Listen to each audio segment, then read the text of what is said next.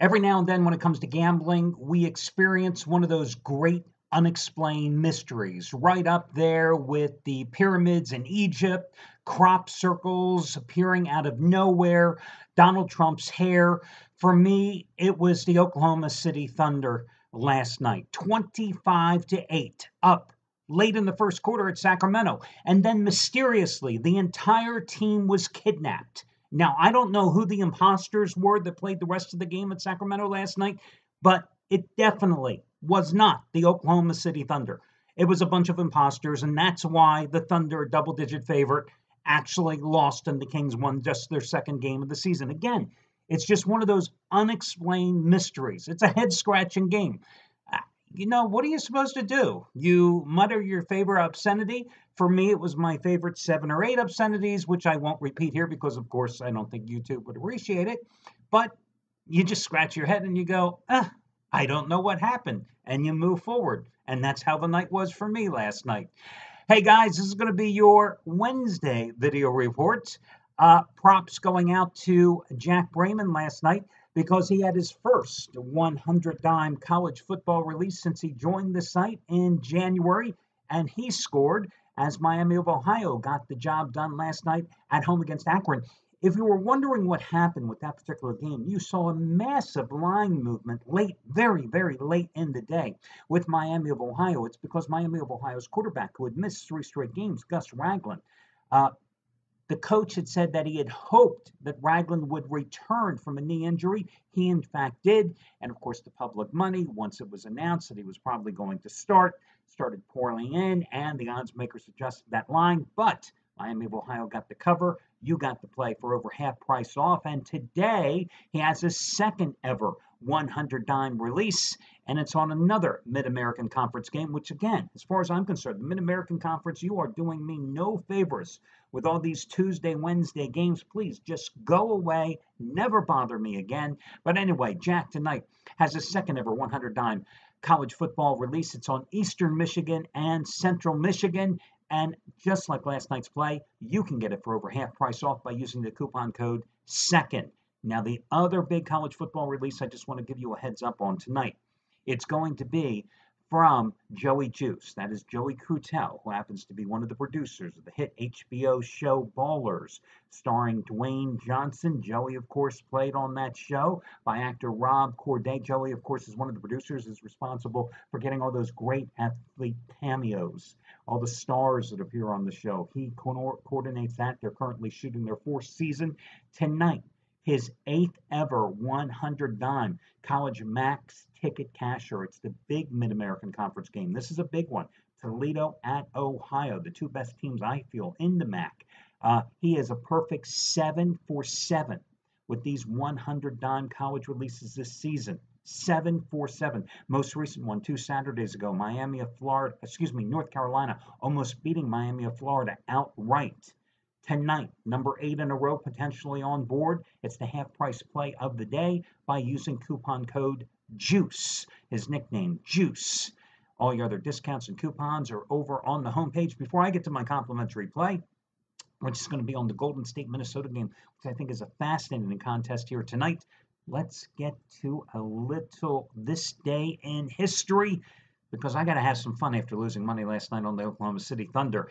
Do you realize on this day in 1887, Doc Holliday, yes, Doc Holliday, no, not Dennis Quaid in the movies, not that Doc Holliday, the real Doc Holliday, died at the age of 36 in Glenwood Springs, Colorado, after a long-running bout with tuberculosis. In 1966, Ronald Reagan started his path to the presidency, and I dare you to say that 3 times quickly, because it was hard enough for me to say once, when he was elected governor of California. Also, in 1864, President Abraham Lincoln wins a second term, defeating George B. McClellan, former commander of the Union Army of the Potomac, who ironically was replaced by Lincoln when McClellan failed to pursue Confederate General Robert E. Lee after failing in a big battle against Lee 2 years earlier, failed to pursue Lee into Virginia after losing that battle. Lincoln won just 55% of the popular vote, but the Electoral College, gee, isn't that a word that we've heard lots in the past year or so? It was an overwhelming success there for Lincoln as he won at 212 to 21. A footnote in history, that was the first time during what they called a military emergency that a country held an election, but Lincoln felt that it was important that even in those crises of a time that you had an election being held, because at that time the Civil War was actually dragging into its fourth year. Of course, Lincoln would be assassinated a little over 5 months later on April 14th in 1865. 1960, John F. Kennedy, elected president, and of course, assassinated a little over 3 years later, November 22nd, 1963, in Dallas. Often I look and see in different databases who was born on this day, who passed away on this day, and it's really funny sometimes. You'll hit on a certain day where all these people in Hollywood were born on a certain day. Sometimes it's big stars, sometimes it's character actors. And that happened to be today, not necessarily big names, but I was just going through and I thought these are a lot of names that, people that you'll probably recognize. Remember the McHale's Navy TV series? Not a series that I watched when it was originally on, but saw it enough in reruns as a child. Captain Binghamton, Joe Flynn, the character actor, was born on this day in 1924. Richard Curtis, think Four Weddings and a Funeral, Notting Hill. Love Actually. He was born this day in 1956, the British writer, director, and producer. Gordon Ramsay, need I say more, born this day as well. Among the actresses, Parker Posey, Tara Reid. Can we consider Tara Reid an actress? Gretchen Mol, Courtney Thorne Smith. Now, many of you may not remember Courtney Thorne Smith, but there was a time in the 1980s. Courtney Thorne Smith. Going back in time, one of my favorite movies from the 50s, going back. Obviously, I wasn't around in the 50s, but just an all-time classic movie. William Holden, Stalag 13. The actor who played Animal, he was a great character actor in the 50s and 60s. The character in that film, Animal, was played by Robert Strauss. Some of you old-timers out there. I guess in a few years I'll be an old timer.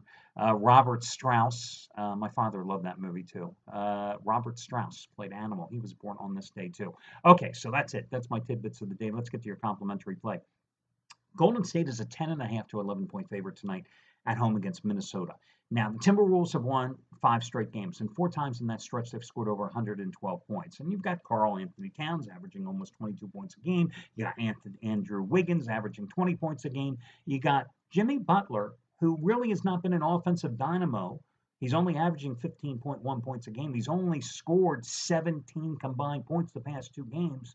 His scoring has been suppressed here as he's really been assimilated into the team, concentrating more, ironically, on defense for his old coach, Tom Thibodeau, for the T-Wolves.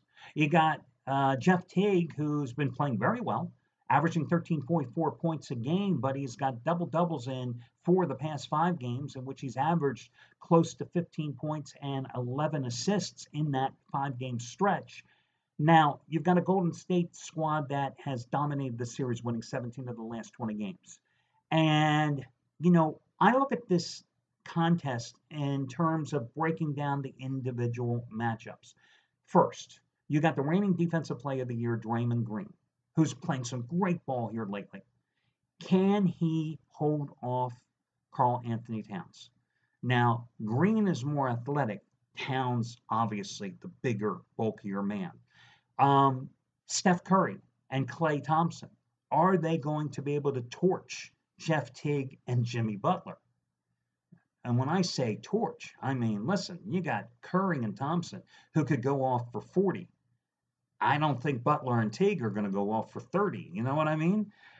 Will Durant have his way with anybody that the T-Wolves put on him? Are they going to throw Taj Gibson on him? Because I don't think Andrew Wiggins is going to be able to do much on him. I think Durant's going to be able to do whatever the hell he wants on anybody. Difference with the T-Wolves this year, they have a veteran bench. You got Jamal Crawford, who's been supplying some steady offense off the bench. But then again, you got a Warriors bench, which doesn't get much better than Golden State's. You got a team with the T-Wolves that's sixth in the league in scoring. But you got the Golden State team that's the highest scoring league team in the league, okay? But here's the interesting thing.